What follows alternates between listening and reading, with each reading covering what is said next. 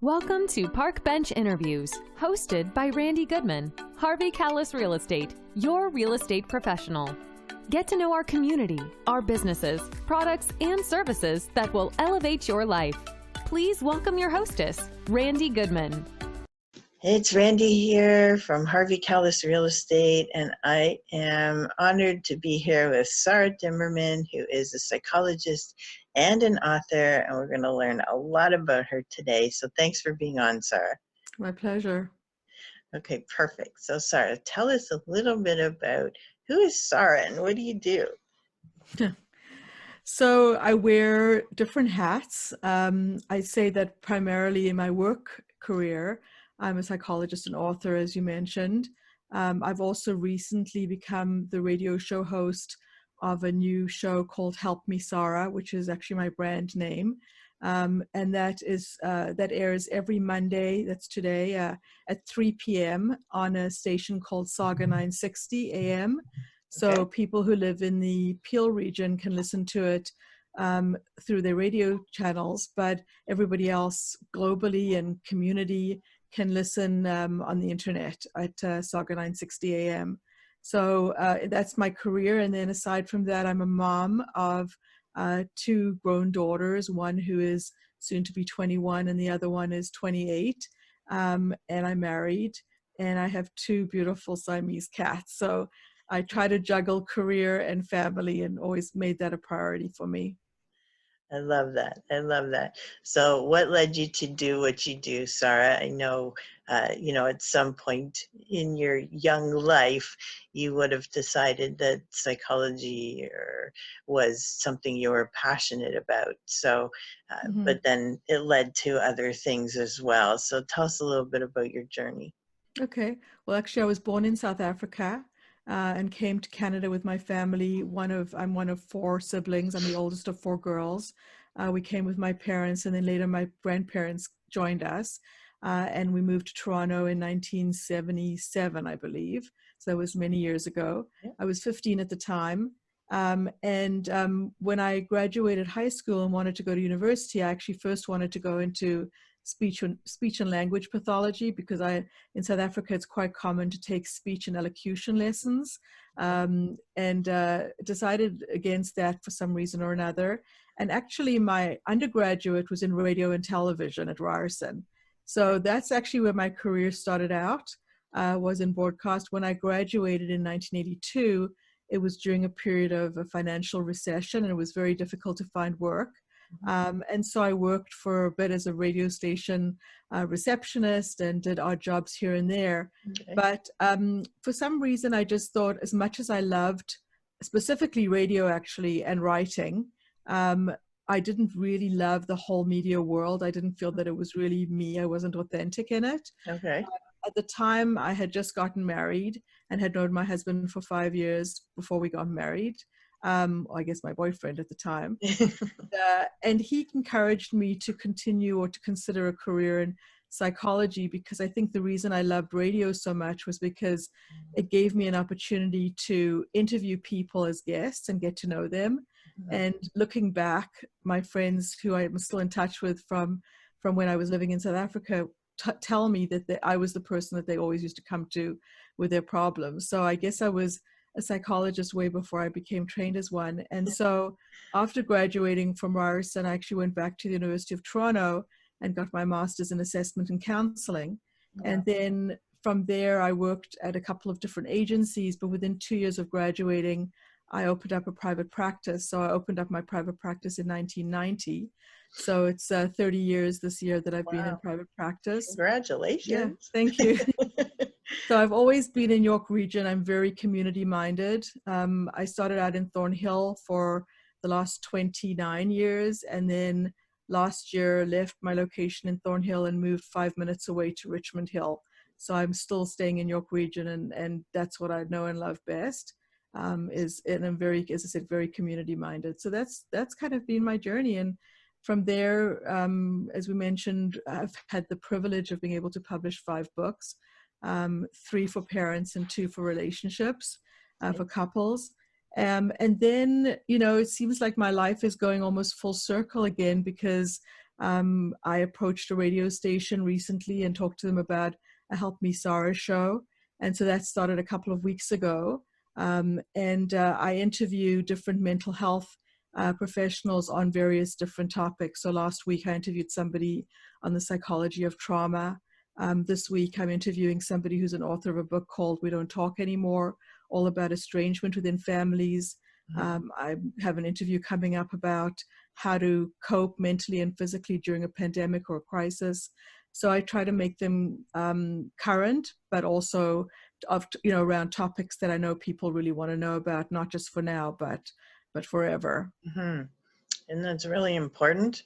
And I love that you're putting out content, because people are home and quite a few of them are trying to figure out what to do. And Yeah, it's a great way to educate yourself and absolutely. live healthier, whether it's physical, food, mental, whatever it is. Exactly. It's really important for the holistic The body.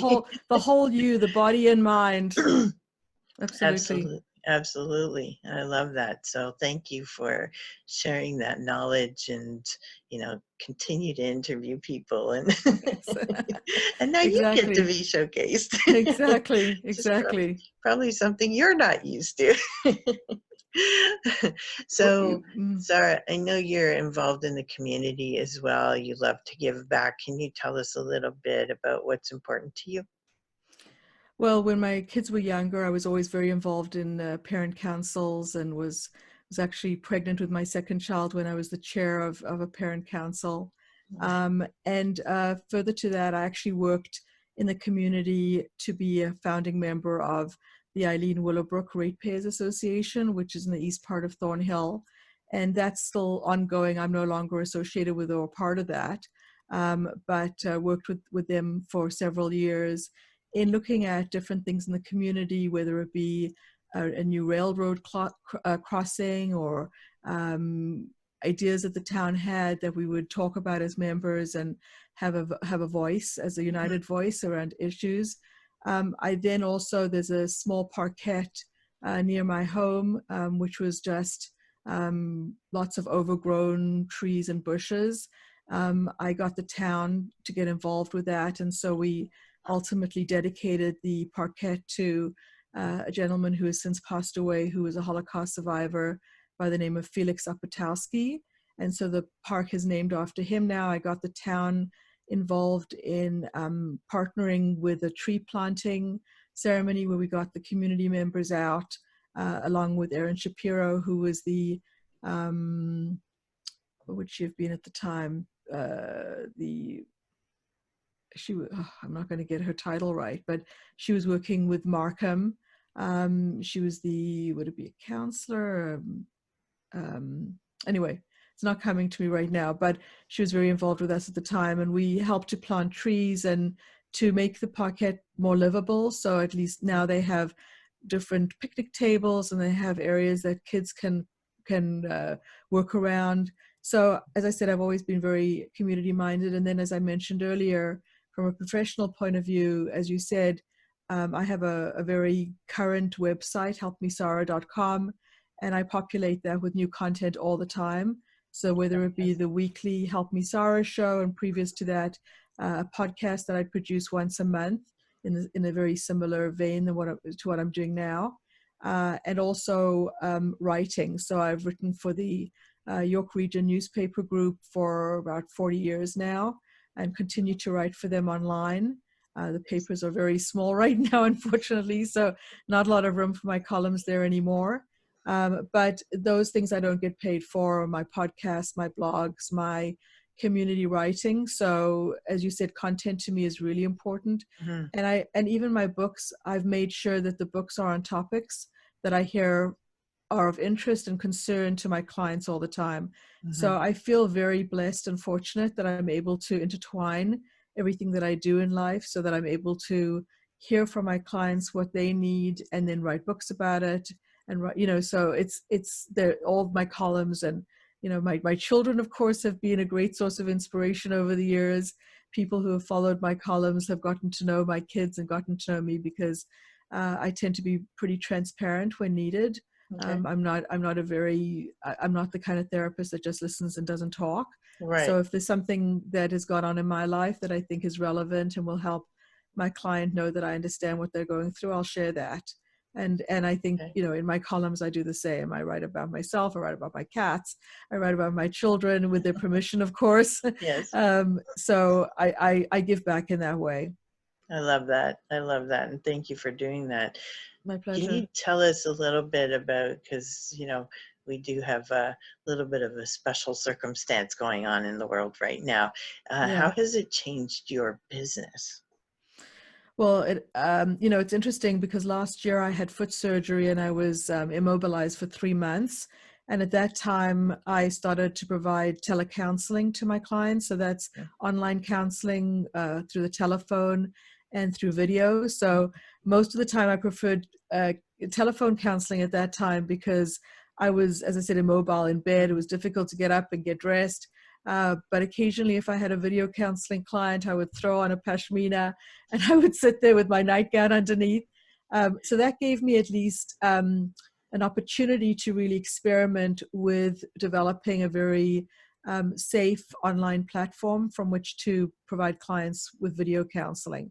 And so for me, it wasn't as big a leap Mm-hmm. when we had to go online, Right. because I would say 99% of my colleagues are seeing clients online, especially those who are in private practice. Mm-hmm. So yes, all of my counseling now is online, telephone and video counseling. I'd say that my practice is still about 75% as full as it was when I was providing an in-office practice. Okay, good. And I think it's, the first week there were less people, and every week it's grown because people at first said, we'll wait till you come back to your office. And then they realized that that may not be anytime soon. Right. So anytime that I've encouraged clients to at least try the video counseling, they've actually been quite surprised at how effective it can be and Mm-hmm. how you can still connect. The only problem has been for some clients is privacy. So some clients will speak to me or see me while they're sitting in their cars. Right. They can't go very far. So Right. that's been the only limitation.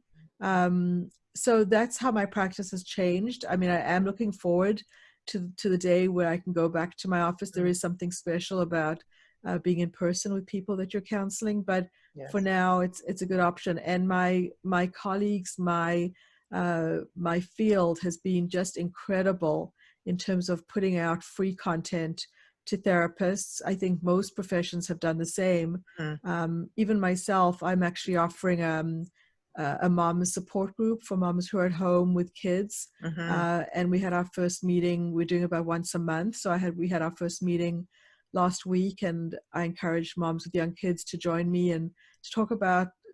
I talk about struggling with the juggling. For a lot of moms, it's hard on all parents, but I find moms tend to be struggling a little bit more, Mm-hmm. especially if they're working from home. Right. So that's changed. A lot of helping, a lot of people who were providing service for a fee. There's a center called the Leading Edge Seminars, and I go to them about once a year for professional development. And for several weeks, they were offering noontime seminars for therapists on all different topics with all different guests at no charge. So Well, those kinds of things I've really appreciated having the option to take part in.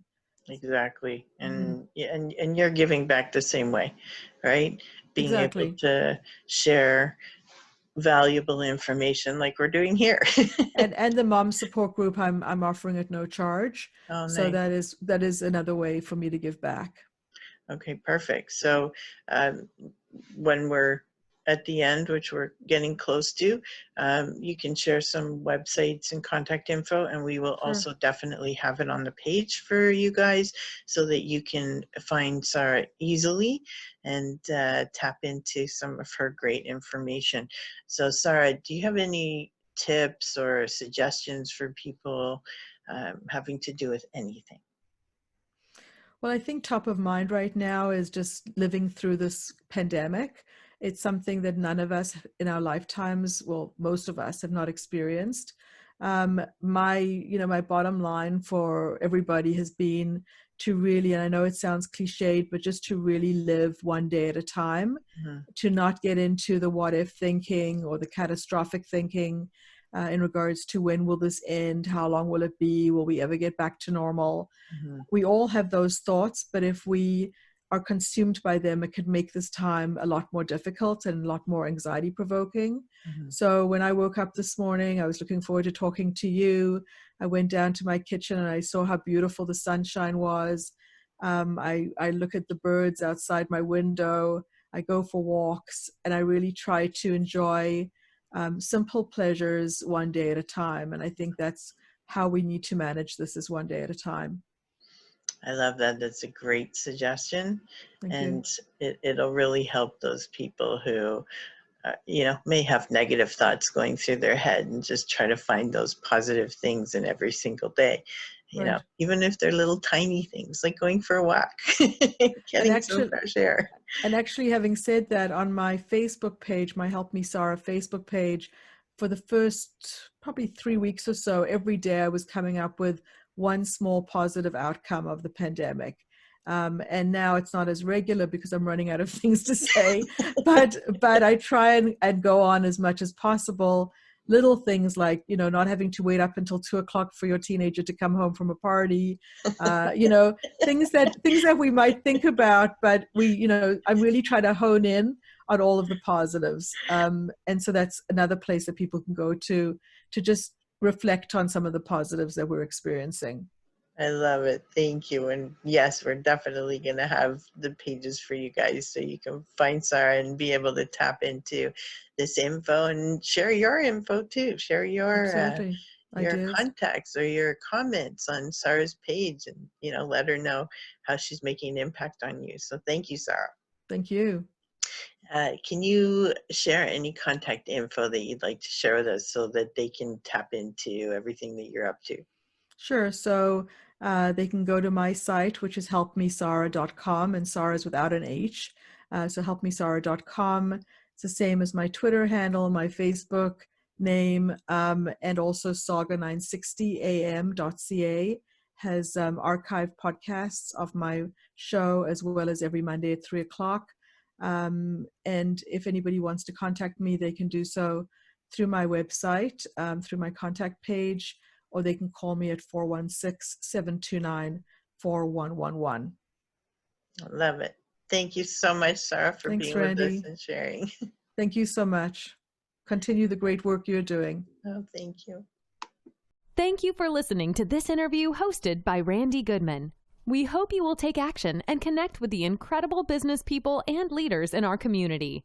And remember, Randy is always here to answer any questions you have regarding your real estate needs. Be sure to register on the website and stay up to date on what's happening in your area at parkbench.com/millpond.